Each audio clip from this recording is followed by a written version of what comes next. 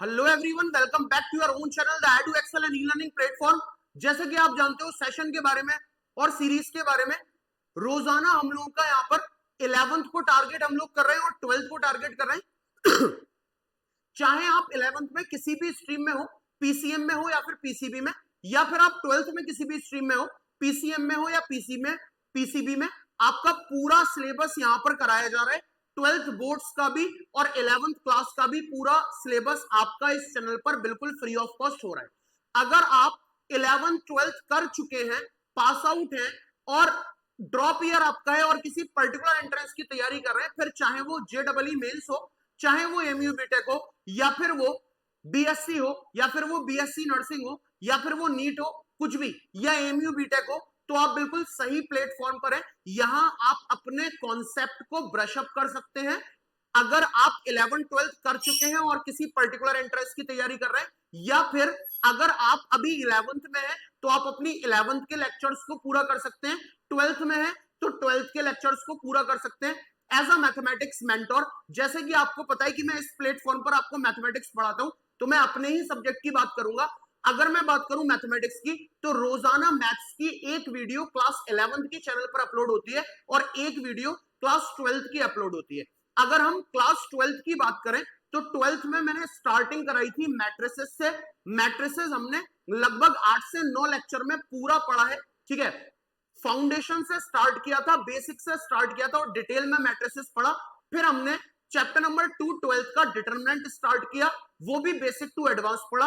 और फिर the most important chapter that is ITF inverse trigonometric function की series हमने स्टार्ट करी और इनवर्स ट्रिग्नोमेट्रिक फंक्शन हमने डिटेल में पढ़ा। लगभग उसके 10 लेक्चर्स हैं जो यूट्यूब पर पड़े हुए हैं। आप आईटीएफ सीरीज डालोगे या मेरा नाम डालोगे चैनल पर, तो आपको वहां पर वो सीरीज मिल जाएगी। और फाइनली हमने अपना कैलकुलस सीरीज स्टार्ट कर दी है। जैसा आप जानते हो कि कैलकुलस दो पार्ट में डिवाइडेड है, एक डिफरेंशियल कैलकुलस होता है और एक इंटीग्रल कैलकुलस होता है। अगर आप कैलकुलस को अपनी टिप्स पर करना चाहते हो, एक बढ़िया सी अंडरस्टैंडिंग कैलकुलस में लेना चाहते हो और चाहते हो कि क्लास 12th में जो सबसे डरावना पार्ट है कैलकुलस, वो आपके टिप्स पर हो जाए, स्ट्रांग हो जाए और कैलकुलस से रिलेटेड कोई भी क्वेश्चन, चाहे वो बोर्ड लेवल का हो चाहे वो एंट्रेंस लेवल का हो, आप 2 मिनट में फोड़ सको या आप उसे अच्छे से समझ सको। तो कॉन्सेप्ट ऑफ कैलकुलस को समझने के लिए, उसका कॉन्सेप्ट पे कमांड करने के लिए हमें फंक्शन सीरीज पूरी क्लियर होनी चाहिए। जैसा कि मैंने लास्ट 3 वीडियोस में बताया है, लास्ट 3 लेक्चर्स में बताया है कि कैलकुलस को आप स्ट्रॉन्ग कर ही नहीं सकते या कैलकुलस में आप अच्छी कमांड नहीं ला सकते अगर आपको फंक्शन सीरीज क्लियर नहीं है। तो इसीलिए कैलकुलस सीरीज टॉपिक का नाम जरूर है, लेकिन पहले हम फंक्शन पे कमांड ला रहे हैं और फंक्शन के मैंने 3 लेक्चर्स आपको ऑलरेडी पढ़ा दिए, जहां लेक्चर नंबर 1 2 3 आप देख सकते हो। आज है लेक्चर नंबर 4 कैलकुलस सीरीज का फंक्शन, जहां पर मैं याद दिला दूं हम टाइप्स ऑफ फंक्शन डिस्कस कर रहे थे। मैंने एक्सपोनेंशियल फंक्शन आपको बता दिया है, लॉगरिथमेटिक फंक्शन आपको बता दिया है, कांस्टेंट फंक्शन आपको बता दिया है। आज आगे बढ़ रहे हैं, चौथे टाइप का फंक्शन है function number 4, function number 4 that is identity function. Identity function आज की क्लास में हम यहां से स्टार्टअप ले रहे हैं। आइडेंटिटी फंक्शन हम लोगों को पढ़ना है, ठीक है। और आप जानते हो किसी भी फंक्शन को पूरी तरीके से अंडरस्टैंड करने के लिए, ये मैं रोज लिखता हूं, जब तक टाइप ऑफ फंक्शन खत्म नहीं होंगे लिखता रहूंगा। To understand a function completely, to understand a function completely, अगर आपको फंक्शन को पूरी तरीके से समझना है तो आपको उस फंक्शन का बिहेवियर समझना होगा, बिहेवियर ऑफ द फंक्शन। आपको उस फंक्शन का डोमेन समझना होगा, डोमेन ऑफ द फंक्शन। आपको उस फंक्शन की रेंज समझनी होगी, रेंज ऑफ द फंक्शन। और फाइनली आपको उस फंक्शन का ग्राफ समझना होगा, graph of the function, graph of the function. अगर कोई भी पर्टिकुलर टाइप का फंक्शन आप कंप्लीटली समझना चाहते हो कि वो क्या है, तो उस फंक्शन के बारे में 4 चीजें हमें बहुत अच्छे से पता होना चाहिए। एक तो उस फंक्शन का बिहेवियर कैसा है, कैसे वो फंक्शन बिहेव कर रहा है। दूसरा, हमें उस फंक्शन का डोमेन पता होना चाहिए कि क्या क्या इनपुट्स आप उसे दे सकते हो, रेंज पता होनी चाहिए क्या क्या आउटपुट्स वो आपको देगा, और ग्राफ ऑफ द फंक्शन पता होना चाहिए। अगर ये चार बातें आपको पता है तो आप किसी भी फंक्शन को पूरी तरीके से समझ चुके हो। ओके, तो अगर मैं आइडेंटिटी फंक्शन की बात करूं तो आइडेंटिटी फंक्शन होता है मेरा F x is equal to X. ठीक है, आइडेंटिटी फंक्शन होता है मेरा F x is equal to X. This is known as identity function. इसको हम क्या बोलते हैं, ये हमारा आइडेंटिटी फंक्शन है कि भाई f x is equal to कितना आ गया, एक्स आ गया। ये हमारा आइडेंटिटी फंक्शन है, F x is equal to x आ गया। अब इसका बिहेवियर समझते हैं, इसका बिहेवियर समझते हैं, बिहेवियर ऑफ आइडेंटिटी फंक्शन। अगर मैं इस फंक्शन के अंदर 0 डालूंगा तो ये मुझे 0 देगा, 1 डालूंगा तो ये मुझे 1 देगा, 2 डाल दिया तो ये मुझे 2 देगा, अप टू सो ऑन। अगर मैं इसके अंदर इन्फिनिटी डाल दूंगा तो ये मुझे इन्फिनिटी देगा। ठीक है, उसी तरीके से अगर मैं माइनस की वैल्यूज लूं, -1 डालूंगा ये मुझे -1 देगा, -2 डालूंगा ये मुझे -2 देगा, और अगर मैं माइनस इन्फिनिटी डालता हूं तो ये मुझे माइनस इन्फिनिटी देगा। यानी इसका जो इनपुट होगा वो सेम है आउटपुट के। Input and output, input and output of this function are same, of this function are same. ये बात ऑब्जर्व करने की है कि इस फंक्शन का इनपुट और आउटपुट सेम है। अगर आप इसे 1 दोगे तो ये आपको आंसर भी 1 देगा, अगर आप इसे 2 दोगे तो ये आपको आंसर भी 2 देगा, है ना। तो इस फंक्शन के इनपुट और आउटपुट सेम है। इनपुट और आउटपुट सेम होने का मतलब ये है कि इस फंक्शन का डोमेन और रेंज सेम है। अगर मैं इस फंक्शन के डोमेन की बात करता हूं, डोमेन ऑफ दिस फंक्शन, इस फंक्शन के डोमेन की बात करता हूं, तो आप इसे निगेटिव दो, पॉजिटिव दो, 0 दो, सब चलेगा, यानी माइनस इन्फिनिटी से इन्फिनिटी। और जो डोमेन है, जो इनपुट है, वही इसका आउटपुट है, यानी आउटपुट भी माइनस इन्फिनिटी से इन्फिनिटी होगा। तो ये इस फंक्शन की डोमेन हो गई, ये इस फंक्शन की रेंज हो गई। तो हमने फंक्शन को पूरा समझने के लिए उसका बिहेवियर जानना है, हमने जान लिया, उसका डोमेन जानना है, हमने जान लिया, और हमें उस फंक्शन का रेंज जानना है, हमने जान लिया। अब बात बची हमारी ग्राफ की, तो थोड़ी सी बात हम ग्राफ ऑफ द फंक्शन की भी करेंगे। ठीक है, तो मैं ग्राफ बनाता हूं उसका। ठीक है, इस फंक्शन का मैं ग्राफ बना के दिखाता हूं, और आप देखोगे कि अगर मैं इसकी ग्राफ की बात कर रहा हूं तो ऐसा कुछ ग्राफ मैं सोच रहा हूं।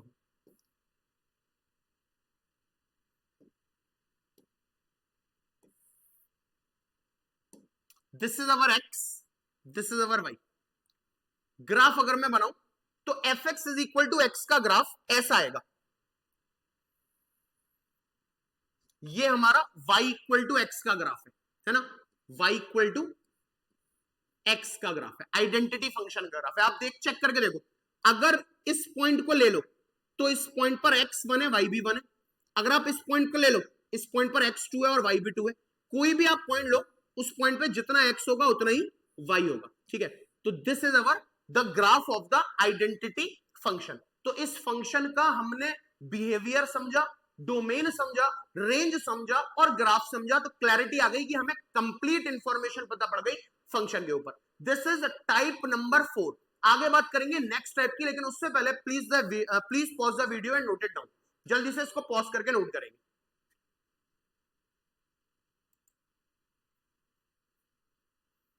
ओके, तो नेक्स्ट टाइप का फंक्शन हम देखेंगे, that is square root function. ठीक है, ये है हमारा 5th one, square root function. Square root function. ठीक है, हमारा 5th टाइप का फंक्शन है स्क्वायर रूट फंक्शन। ठीक है, क्या होता है square root function? F x is equals to root X, F x is equals to root X, ये हमारा स्क्वायर रूट फंक्शन होता है। F x is equal to root X को हम स्क्वायर रूट फंक्शन बोलते हैं। अब इस फंक्शन को पूरी तरीके से समझने के लिए पहली बात इसका बिहेवियर समझना होगा, तो इसका बिहेवियर देख लेते हैं। Behaviour of this function, behaviour of square root function, square root function का बिहेवियर देखते हैं। ठीक है, तो F x is equal to root x है। ठीक है, तो फंक्शन है मेरा F x is equal to root x. ठीक है, इसका बिहेवियर देखना है। अगर मैं इधर एफ ऑफ 0 डालता हूं तो ये हो जाएगा रूट 0 और रूट 0 मुझे 0 दे देगा, ठीक है। मैं अगर एफ ऑफ 1 डालता हूं तो ये हो जाएगा रूट 1 और ये मुझे 1 दे देगा। मैं एफ ऑफ 2 डालता हूं, ये हो जाएगा रूट 2, ये मुझे 1.4 दे देगा, 1.414। मैं एफ 3 डालता हूं तो ये मुझे रूट 3 देगा, यानी 1.73 के आसपास दे देगा। इस तरीके से चलते चलते अगर मैं एफ ऑफ इंफिनिटी डालता हूं तो ये मुझे रूट के अंदर इंफिनिटी देगा। और आप ऑब्जर्व कर पा रहे होगे कि जब मैंने रूट 0 डाला तो आंसर 0 आया, जब मैंने रूट 1 डाला आंसर 1 आया, रूट 2 डाला तो 1.4 आया, रूट 3 डाला तो 1.73 आया।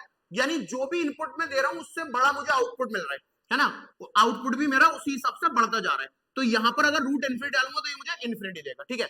दूसरी चीज ये ऑब्जर्व करने की है कि हम इसमें नेगेटिव नहीं डाल सकते, है ना। क्यों नहीं डाल सकता? क्योंकि अगर आपने एफ ऑफ -1 डाल दिया तो ये हो जाएगा रूट -1 और ये बन जाएगा कॉम्प्लेक्स नंबर, कॉम्प्लेक्स नंबर। और हम पढ़ रहे हैं रियल नंबर, तो इसीलिए नेगेटिव हम इसको डोमेन नहीं दे सकते।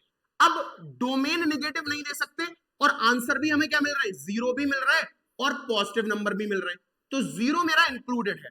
यानी अगर मैं इसके डोमेन की बात करूंगा, डोमेन की बात करूंगा तो वो 0 से इंफिनिटी हो जाएगा। अगर मैं इसके रेंज की बात करूंगा तो रेंज भी मेरी 0 से इंफिनिटी हो जाएगी। इस बात को ऑब्जर्व करना है, इस बात को समझना है कि हम नेगेटिव ना डोमेन दे सकते हैं ना नेगेटिव हमारे पास आंसर्स आ रहे हैं। हम 0 तो दे सकते हैं और 0 से बड़ा नंबर, आंसर भी हमारे पास 0 और उससे बड़ा नंबर, तो इसका डोमेन और रेंज होता है 0 से इंफिनिटी, ठीक है। अब हम सेम कॉन्सेप्ट में बात करेंगे, लेकिन उससे पहले जरा इस बात को ऑब्जर्व करके नोट करें, इस बात को नोट करेंगे कि x present in root x, x present in root x, x present in root x, इस रूट एक्स में जो x प्रेजेंट है can never be negative, can never be negative. जो x प्रेजेंट है इस रूट एक्स में वो एक तो नेगेटिव नहीं हो सकता। दूसरी बात, root x can never be negative, root x can never be negative.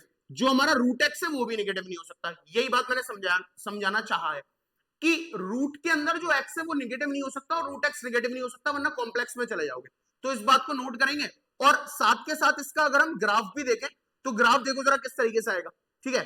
Graph देखेंगे इसका किस तरीके से आएगा, लेकिन उससे पहले जरा ऐसे समझो, अगर मैं एक क्वेश्चन दे रहा हूं आपको, root 4 is equal to, root 4 is equal to option number A B C D, +2 -2 +-2 या नन ऑफ दैट। इस बात को समझ के इस पर आप क्या कमेंट करोगे, जरा इसको ऑब्जर्व करो। चाहो तो वीडियो पॉज करके ऑब्जर्व करो, वीडियो को पॉज करके इसको ऑब्जर्व करो कि रूट 4 का तुम आंसर क्या देना चाहोगे। जो मैंने नोट लिखा है ना उसी नोट से इसको ऑब्जर्व करेंगे कि इसका हम आंसर क्या देना चाहेंगे। देखो, रूट 4 का आंसर ये मत दे देना कि रूट 4 इक्वल टू सर +-2। अगर आपने ये आंसर दे दिया तो आप स्क्वायर रूट फंक्शन समझ ही नहीं पा रहे। रूट 4 का आंसर +2 दोगे, ये दोनों बातें अगर आपने समझनी है तो, ठीक है। रूट 4 का आंसर क्या दोगे, +2। इसी के साथ साथ अगर मैं बात करूं इसके ग्राफ की, ग्राफ की बात कहां करें, चलो इसको मैं छोटा कर देता हूं।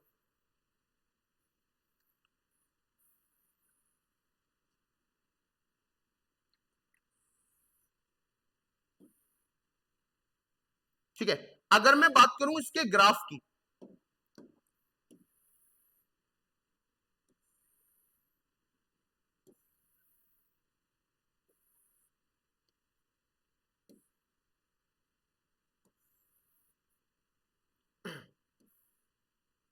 अगर इसके ग्राफ की बात करें तो this is our x axis, this is our y axis, इसका ग्राफ ऐसा आएगा, ठीक है। This is the graph of root x, y equal to root x का ग्राफ, ठीक है। तो कंप्लीट अंडरस्टैंडिंग हो गई डोमेन की, रेंज की, बिहेवियर की और ग्राफ की। स्क्वायर रूट फंक्शन भी हमें क्लियर हो जाना चाहिए, जैसा आइडेंटिटी फंक्शन क्लियर हो गया है। Please pause the video and note it down. जल्दी से इसको पॉज करके नोट करें।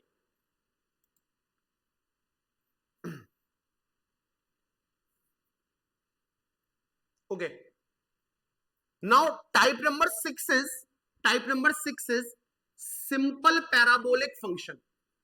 Simple parabolic function, simple parabolic function. Simple parabolic function क्या है? ठीक है, सिंपल पैराबोलिक फंक्शन क्या है इसकी बात करेंगे। fx is equals to x square is our simple parabolic function. fx is equal to x square is our simple parabolic function. जो fx is equal to x square है वो हमारा simple parabolic function होता है। इस function का let us understand behaviour.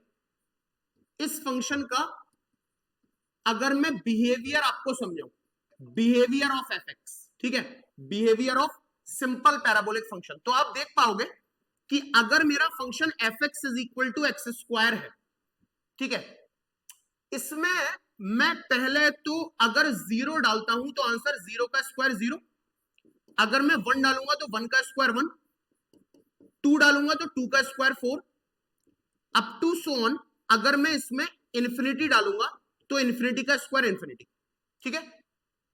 मैं इसमें अगर -1 डालता हूं तो -1 का स्क्वायर 1, -2 डालता हूं -2 का स्क्वायर 4। इस तरीके से चलते चलते अगर मैं इसमें f ऑफ इंफिनिटी डाल दूं माइनस का, तो माइनस इंफिनिटी का स्क्वायर इंफिनिटी।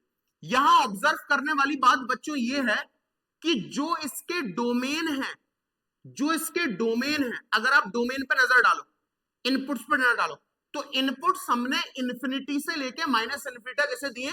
यानी अगर मैं इसके डोमेन आपसे पूछने बैठ जाता हूं कि इसका डोमेन बताओ, तो डोमेन आप मुझे माइनस इंफिनिटी से इंफिनिटी देते हो, यानी नेगेटिव वैल्यूज भी दे सकते हो, 0 भी दे सकते हो, पॉजिटिव भी दे सकते हो। बट अगर मैं इस फंक्शन की रेंज आपसे पूछूंगा, इस फंक्शन की रेंज आपसे पूछूंगा, इस फंक्शन की रेंज आपसे पूछूंगा, तो रेंज में आपको कोई भी नेगेटिव नंबर नहीं दिखाई दे रहा है।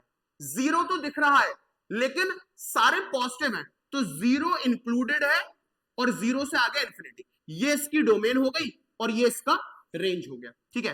और क्या बात है, और ग्राफ की बात करेंगे, ठीक है, ग्राफ की बात करेंगे।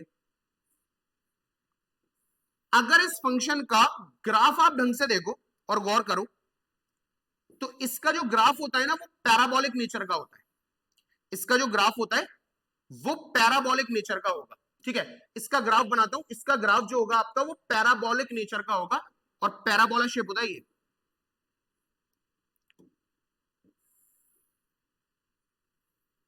ठीक है।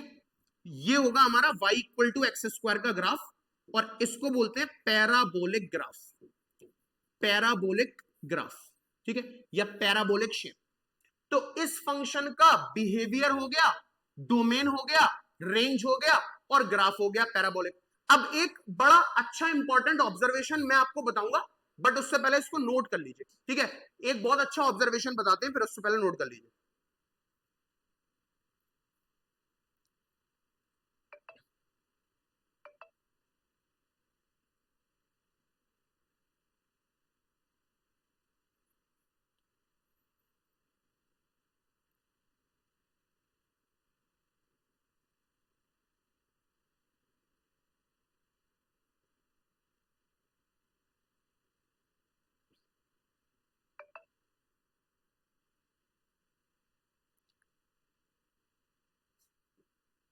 ठीक है, वो ऑब्जर्वेशन क्या है, वो ऑब्जर्वेशन क्या है?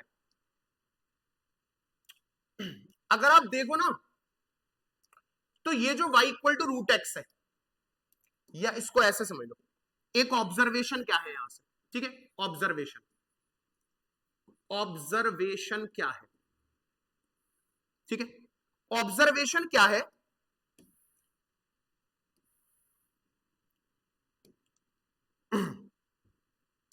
ऑब्जर्वेशन क्या है?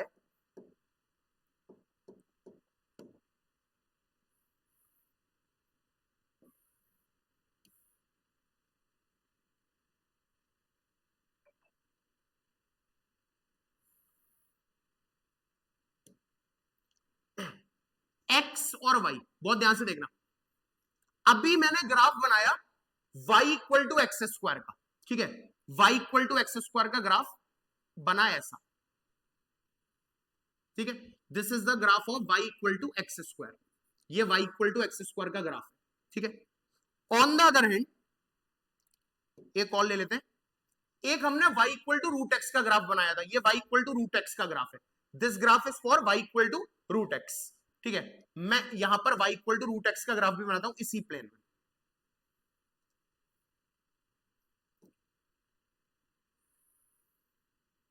ठीक है। ये ग्राफ जो है ना, ये ग्राफ, ये y equal to root x का ग्राफ, तो हमें ऑब्जर्व क्या करना है कि इस ग्राफ का ये वाला हिस्सा y equal to root x वाले का, और y equal to x square वाले का ये वाला हिस्सा,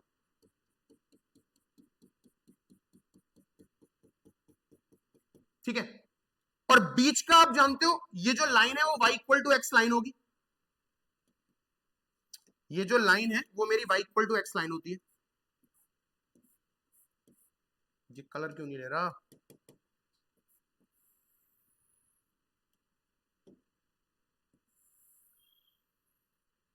ये जो लाइन है वो कौन सी लाइन है, y इक्वल टू एक्स, ठीक है।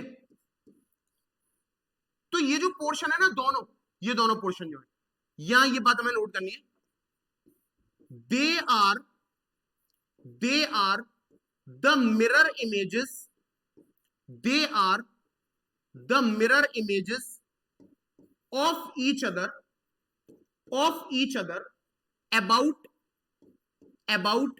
y is equal to x line, about y is equal to x line, ये एक दूसरे के मिरर इमेज है, किस लाइन के about, y equal to x line के अबाउट। तो आज की क्लास में, छोटी सी क्लास है आज की क्लास में हमने 3 फंक्शन डिस्कस करे हैं, आइडेंटिटी फंक्शन, फिर हमने स्क्वायर रूट फंक्शन डिस्कस करा, फिर हमने सिंपल पैराबोलिक डिस्कशन करा, और फिर इन तीनों के ग्राफ में एक जनरल अंडरस्टैंडिंग है, ठीक है। तो अगले जो 2 फंक्शन है वो थोड़े बड़े हैं, लेक्चर थोड़ा बड़ा हो जाएगा, अगर मैं अभी इसको इधर ही कंटिन्यू कर देता हूं तो आगे आप 1.5 घंटा और 2 घंटा और मान लीजिए, तो इसीलिए उन दोनों फंक्शन को मैं एक अलग लेक्चर में अपलोड करवाऊंगा। वो दोनों फंक्शन बड़े फंक्शन है, जैसे जीआईएफ भी होगा उसमें, और उसको फिर हम डिटेल में पढ़ेंगे। तब तक उम्मीद करता हूं यहां तक आपको क्लियर हो गया होगा, वीडियो पसंद आई होगी, तीनों फंक्शन क्लैरिटी के साथ क्लियर हो गए होंगे। अगर ऐसा हुआ है तो वीडियो को लाइक कर दीजिए, चैनल को सब्सक्राइब कर दीजिए, जितना ज्यादा हो सके उतना ज्यादा शेयर कीजिए। Thank you very much.